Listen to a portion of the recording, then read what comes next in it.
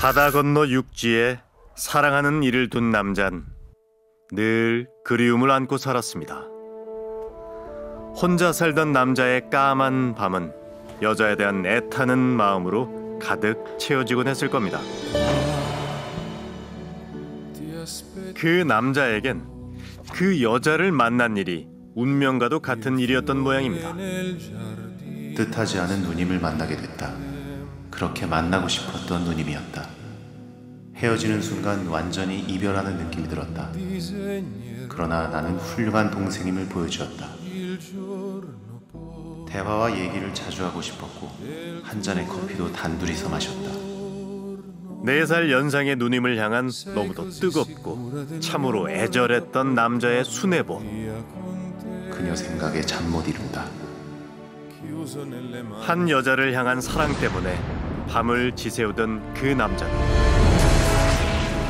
이젠 영원히 잠들고 말았습니다. 그는 지난 1월 2일 자신의 차에서 싸늘한 시신으로 발견됐는데요. 숨진 남자는 올해 52살의 고 씨. 일용직으로 일하며 혼자 살아온 그를 누군가 목 졸라 살해한 겁니다.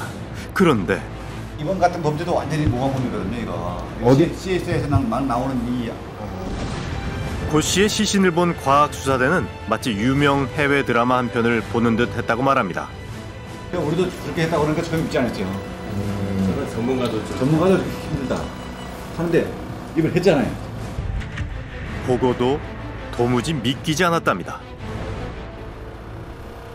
껍데기나 표피나 그렇구나. 이거 지금 1호입니다. 1호 사건. 과학수사대를 당혹시킨 그것은 시신의 엄지손가락 상태였습니다.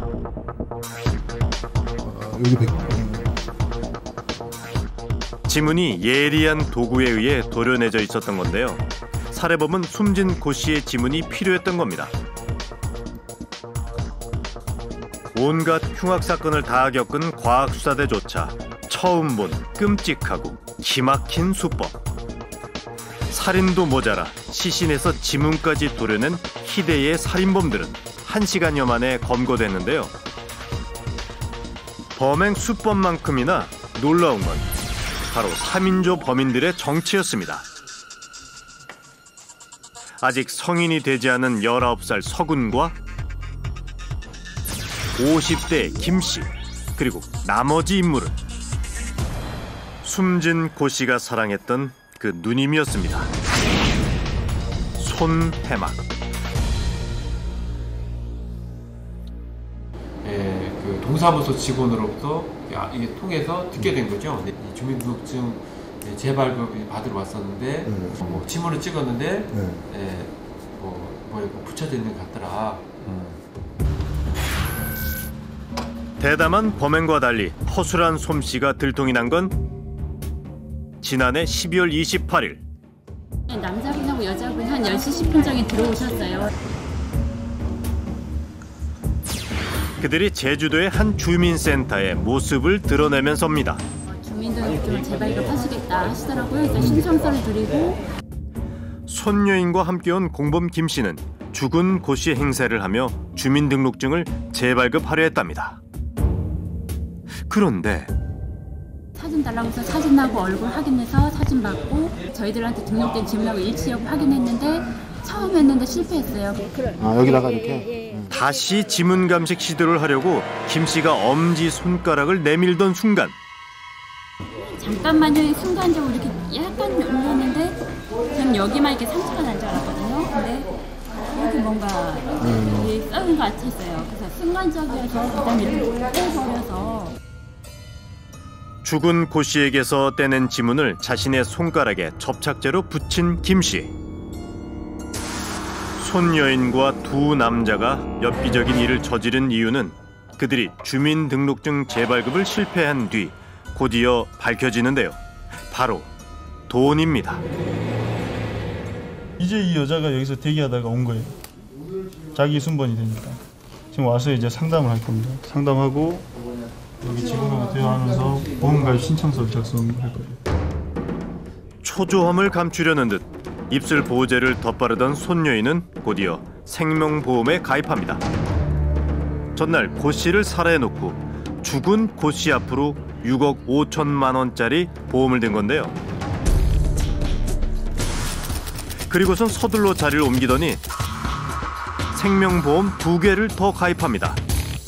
운이 좋았다면 그녀가 손에 쥐었을 보험금은 9억 7천여만 원.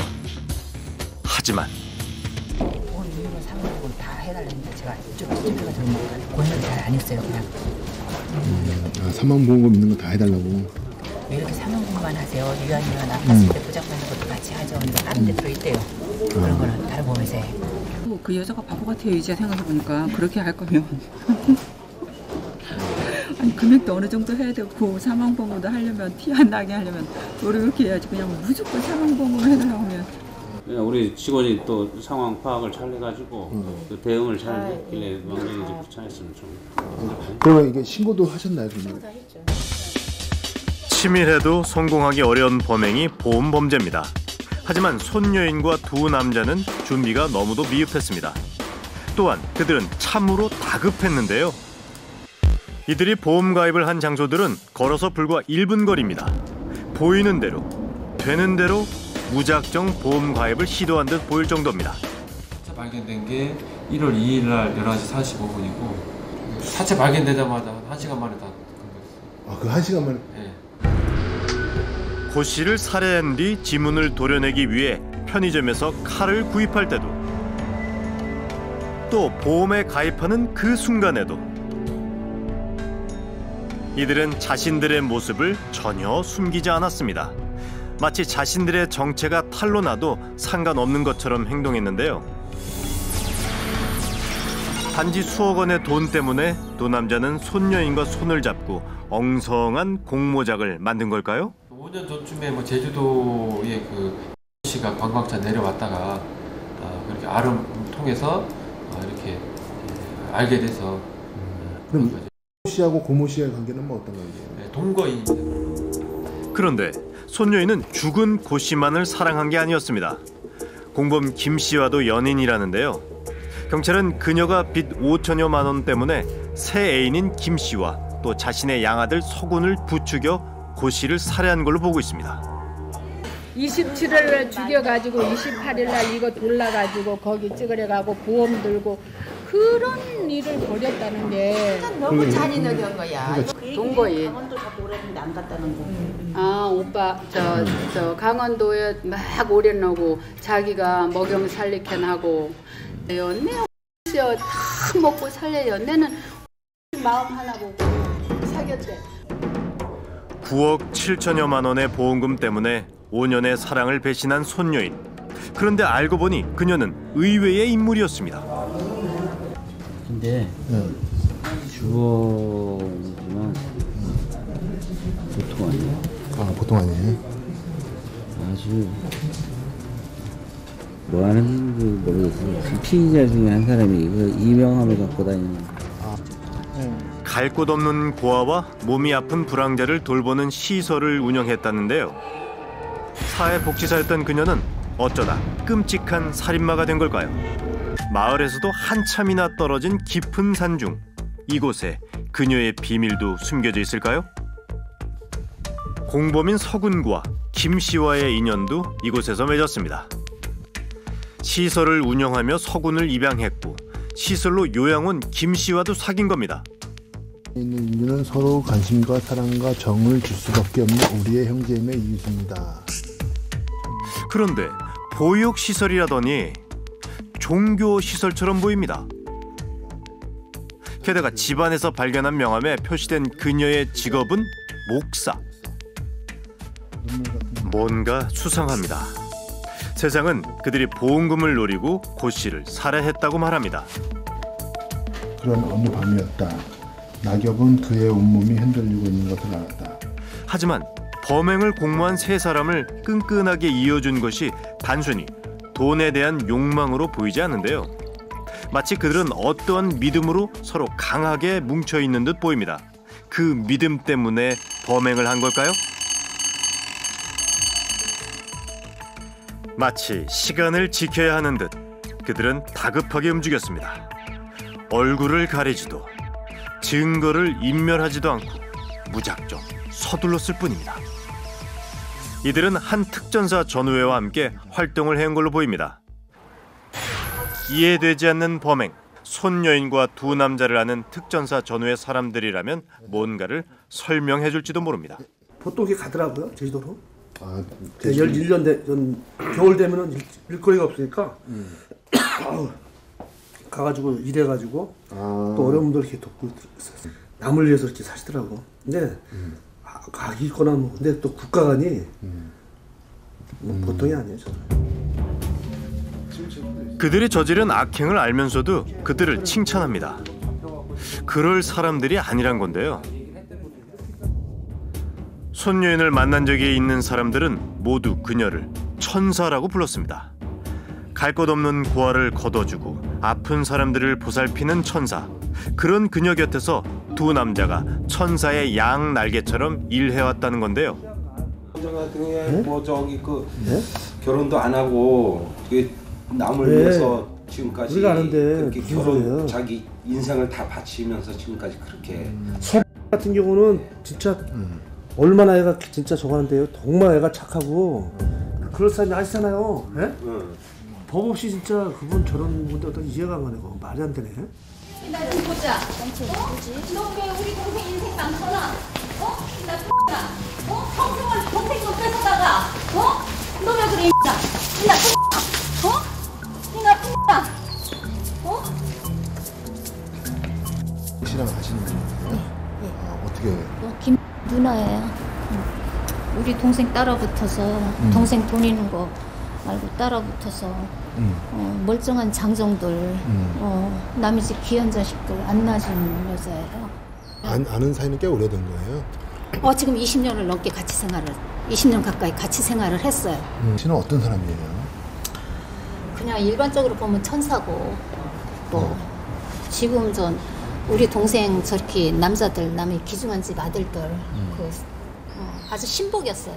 내 말은 안 들어도 우리 동생이 내 말을 안 들어도 저 여자 입안에 혀처럼 굴었어요. 예. 공범인 김 씨의 누나는 손여인과 동생이 연인 관계가 아니라 교주와 신도 사이라고 주장합니다. 평소 김 씨가 그녀를 신처럼 모시며 따랐다는데요.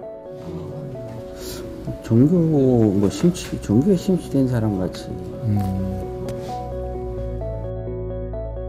손여인이 믿어온 종교는 일반적인 기독교와는 조금 다른 것이었습니다. 목사님도 알고 계시겠네요. 잘 알지. 네, 잘 알죠. 그분이 홍천서 치유센터 하고 막 이랬거든요. 손여인과 같은 종교를 믿는 한 남자를 만나 그들의 믿음에 대해 알아봤습니다. 2년, 3년 동안 소변을 못 보던 사람이 나한테 와서 이렇게 뭐 치료를 하니까 한 열흘 만에 2주 안에 소변을 봐요. 내가 이렇게 특별히 제조한 거 있어. 호흡으로 인해서 우지는 기를 내가 호흡으로 받아들이는 거야. 100일 동안 단식을 해도 배가 전혀 안 아파. 어디로 가면은 할 수 있어요? 예, 뭐 홍천 가도 되고. 홍천? 홍천은 내촌인데. 내촌이에요? 네, 거기는 황토방으로 돼 있고 네. 2주밖에 안 걸려요. 빠르면 일주일인데 평균 2주면은 다 돼. 300. 300이요? 네. 치료만 되면 만약에 치료 안 되면 돌려주시나요? 그가 말하는 치유의 명소는 손여인이 운영하던 시설입니다. 우리는 취재 진임을 밝히고 다시 남자를 마주했습니다. 저기 뭐 그렇게 친한 관계도 아니고 거기 한번 너무 피곤해갖고 우리 저기 아는 사람하고 같이 잠자러 간 적이 있죠. 10년 전 잠깐 마주친 사이랍니다. 내가 거기 가서 그런 잘못된 신앙 하지 말라고 설교한 적이 있거든.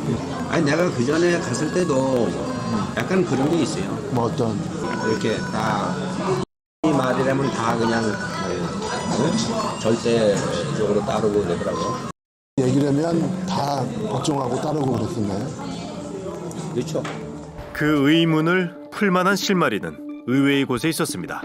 바로 손여인의 이름입니다. 이름 정정된 것도 좀 석연치 않은 부분도 있고. 아, 그러면 이름이 원래는 영이었는데 92년 8월 8일 날 어떤 회사에서 직권정령 막으로 변경. 0이었는데 영자후에 선하나 그러면 막자가 돼버리거든요. 지금의 이름은 손해막이지만 원래 손해영이었답니다. 이름의 마지막 한자인 꽃뿌리 영에 선 하나를 그어 없을 막자로 고친 건데요. 지난 1992년 8월 그녀가 이름을 고친 이유가 수상합니다. 영의 막으로는 왜 바꾸신 거예요? 아니 뭐 종교적인 거예요? 사회복지사로 알려진 손해막.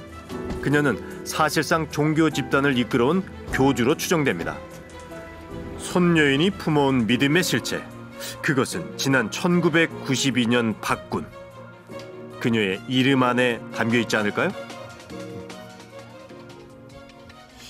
이름이 꽃뿌리 영에서 없을 막으로 이렇게 바꿨더라고요. 네.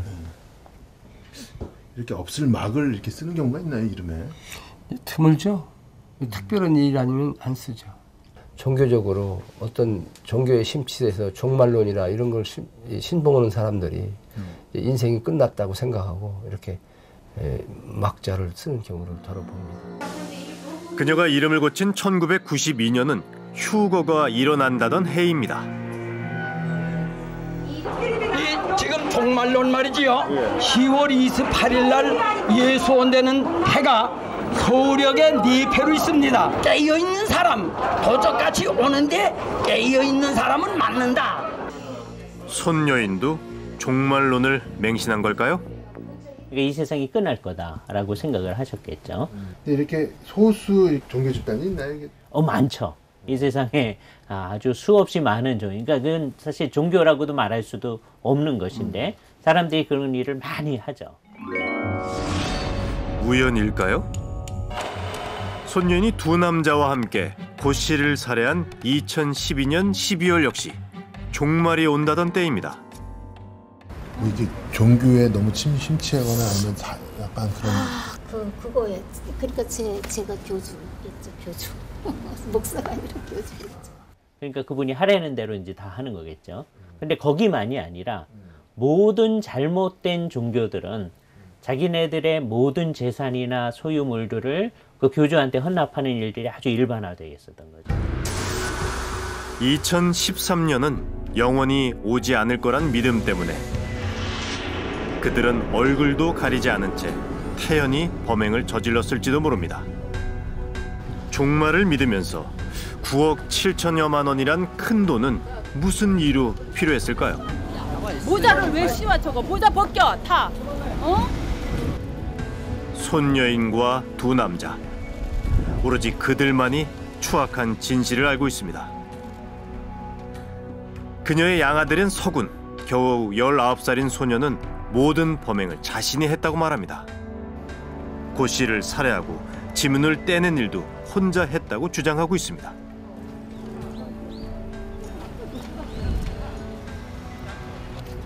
죽을 맞습니다. 죽을 뒤졌습니다. 아무 말은 말았습니다. 법의 심판 받겠습니다. 범행 시인하십니까? 범행 시인합니다. 공범인 김 씨 역시 자신이 범행을 주도했다고 말합니다. 두 남자가 앞다퉈 죄인임을 자청하고 있는 겁니다. 서군과 김 씨는 필사적으로 손해막이란 여인을 지키려는 듯 보입니다. 그 광경을 손여인은 그저 바라만 볼 뿐입니다. 아까 말씀 머리와 다리, 팔다리의 관계라고 보시면 되는 거고요. 머리는 여자가 되는 거고 구원자죠. 구원자가 되는 거죠. 누구들의 구원자일까요? 글쎄요.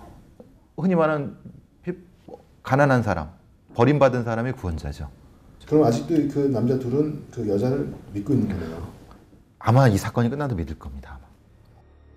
부모에게 버려졌던 서군, 그리고 간경화 때문에 죽음의 문턱까지 갔던 김 씨.